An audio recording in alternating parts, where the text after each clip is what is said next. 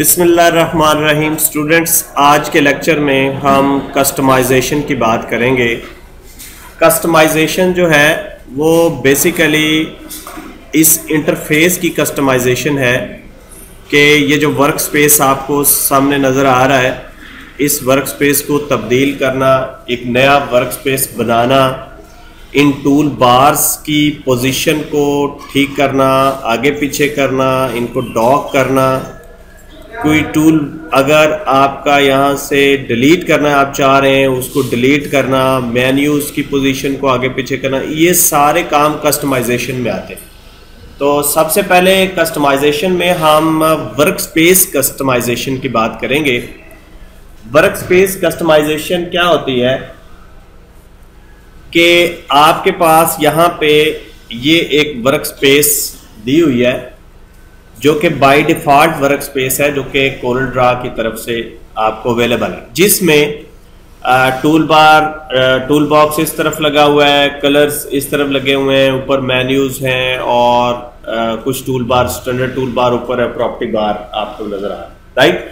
ये सारी सेटिंग आप अपने मुताबिक भी बना सकते हैं, यानी आप अपनी वर्क स्पेस भी क्रिएट कर सकते हैं कि आपको सारे टूल्स नहीं चाहिए, आपको ये टूल बॉक्स यहाँ नहीं चाहिए, आपको चाहिए यहाँ पे मुझे आसानी है, या मुझे यहाँ पे आसानी है, ठीक है।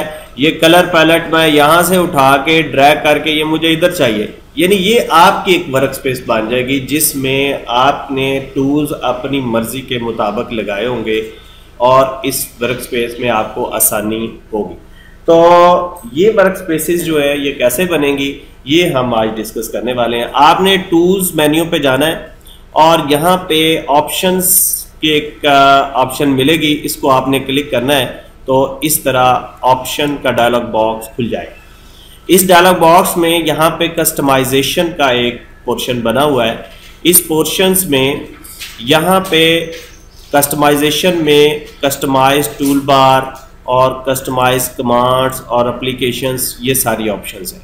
इससे पहले यहाँ पे देखें वर्क स्पेस की एक ऑप्शन है। अगर मैं इसको यहाँ पे क्लिक करता हूँ तो अभी जो वर्क स्पेस आपकी चल रही है वो बाय डिफ़ॉल्ट वर्क स्पेस है। आप यहाँ पे देखें, नोट करें, एक और वर्क स्पेस उन्होंने साथ में दी हुई है एडोब इलस्ट्रेटर की। एडोब इलस्ट्रेटर भी एक सॉफ्टवेयर है और उसकी वर्क स्पेस भी बन सकती है कोरल ड्रा के अंदर। आप जैसे ही इस ऑप्शन पे क्लिक करेंगे थोड़े सेकंड्स के बाद ये आपकी वर्क स्पेस तब्दील हो जाएगी। आप ज़रा नोट करिए, ये देखें पीछे की तरफ कि यहाँ पे ऑब्जेक्ट प्रॉपर्टीज आ गई, यहाँ पे टूल बॉक्स आ गया। ये वो वर्क स्पेस है जो कि एडोब इलस्ट्रेटर की यूज़ होती है। अगर बाय डिफ़ॉल्ट वर्क स्पेस आप यहाँ पे क्लिक करेंगे तो जो कोरल ड्रा की बाय डिफ़ॉल्ट वर्क स्पेस है वो आपके सामने आ जाएगी। देखिए यहाँ पे अब हमने क्या करना है, हमने एक नई वर्क स्पेस क्रिएट करनी है। बाय डिफ़ॉल्ट तो हमारी यूँ होती है कि ये इधर होता है और ये जो टूल बॉक्स है ये इस तरफ होता है। इसको हम एक दफ़ा कैंसिल करके टूल बॉक्स को उठाते हैं, ड्रैग करके, ये देखें जैसे ये इस पोजीशन में आ जाए, ये इस पोजीशन में, इट मीन्स ये डॉक पोजीशन होती है कि आप एक नुक्कर पे इसको लगा रहे हैं।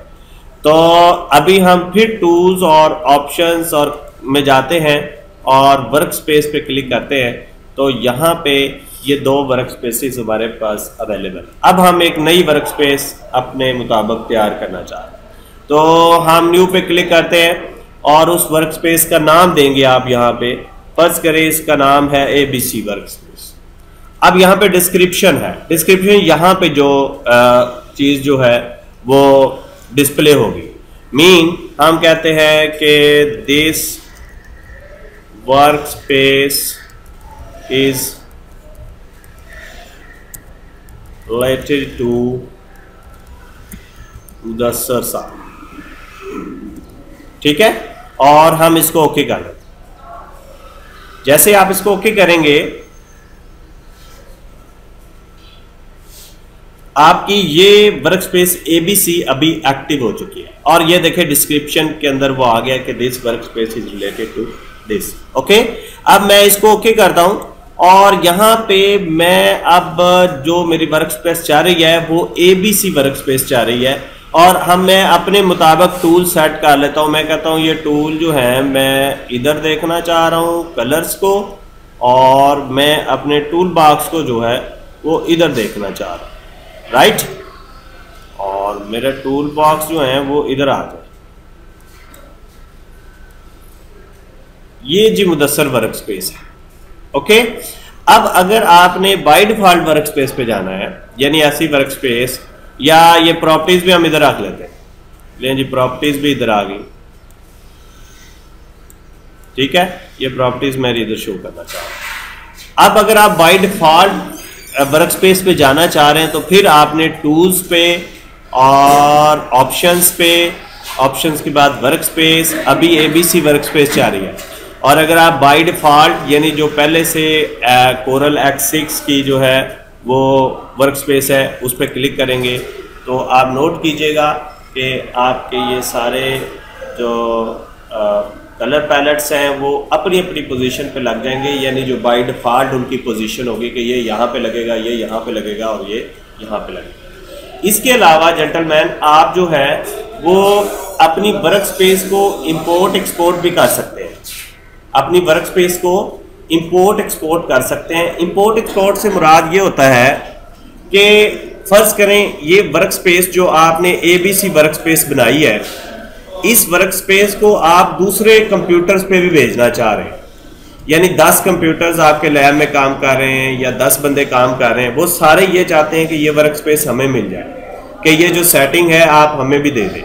तो एक तो तरीक़ेकार ये है कि वो सेटिंग अपने अपने कंप्यूटर पे इसके मुताबिक करें, या दूसरा ये है कि आप इसको एक्सपोर्ट कर लें।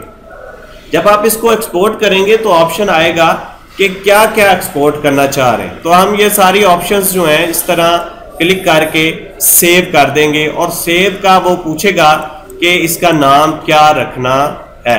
हम इसका नाम ABC रख देते हैं और डेस्कटॉप पे इसको सेव कर देते हैं।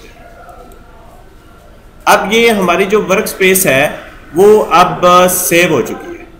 क्या हो चुकी है? सेव हो चुकी है। हम यहाँ पे इसको बंद करते हैं और जाते हैं यहाँ पे, ये देखें ABC वर्क स्पेस जो है हमें यहाँ पे मिल रही है। अब जब ये दूसरे कंप्यूटर पे जाएगी, आप USB में या किसी सोर्स के थ्रू दूसरे कंप्यूटर पे लेके जाएंगे तो वहाँ पे वो बंदा इसको इंपोर्ट करेगा। इसी तरह ही टूल्स, ऑप्शंस और फिर इंपोर्ट करेगा। इंपोर्ट में वो इस वर्क स्पेस का इस तरह एड्रेस देगा कि जहाँ पे पड़ी हुई है ABC, और फिर वो इसी तरह वो वर्क स्पेस जो है वो यहाँ पे भी इंपोर्ट हो जाएगी दूसरे कंप्यूटर से। तो ये था स्टूडेंट्स वर्क स्पेस के हवाले से डिस्कशन के आप इन टूल्स को, इन टूल बार्स को अपनी मर्जी से सेटिंग करके उसको एक वर्क स्पेस का नाम दे देते हैं, और टूल्स आप अपनी मर्जी से लगाते हैं ताकि आपको काम करने में आसानी रहे।